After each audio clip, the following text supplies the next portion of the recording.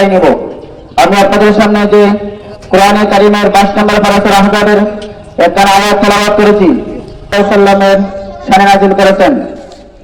আপনারা জানেন যে রাসূল কারীম সাল্লাল্লাহু আলাইহি সাল্লামের এক পালক পুত্র ছিল, যার নাম ছিল যায়েদ ইবনে হারেসা।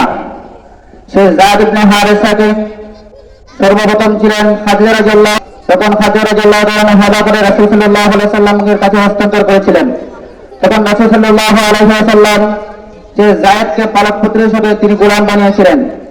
কিন্তু মূর্খের লোকেরা, আরবের লোকেরা, মুশরিকরা, মুনাফিকরা রাসূল কারীম সাল্লাল্লাহু আলাইহি ওয়াসাল্লামকে যায়েদকে রাসূল সাল্লাল্লাহু আলাইহি ওয়াসাল্লামের পুত্র মনে করত।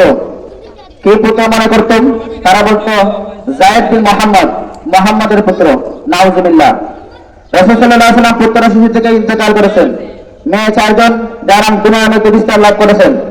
কিন্তু মুহাম্মাদের পুত্র এই যায়েদ, যে তারা উপপাদিত রাসূল সাল্লাল্লাহু আলাইহি ওয়াসাল্লামকে, মুনাফিকরা, বেঈমানরা, এই জবাবে আল্লাহ তাআলা বলেন, মা কানা মুহাম্মাদুন আবা আহাদিন, এই মুহাম্মদ সাল্লাল্লাহু আলাইহি ওয়াসাল্লাম তোমাদের কার মিন রিজালিকুম, তোমাদের কারো পুরুষের পিতা নন। মা কানা মুহাম্মাদুন আবা আহাদিন মিন রিজালিকুম, এই মুহাম্মদ সাল্লাল্লাহু আলাইহি ওয়াসাল্লাম তোমাদের কোন পুরুষের পিতা নন।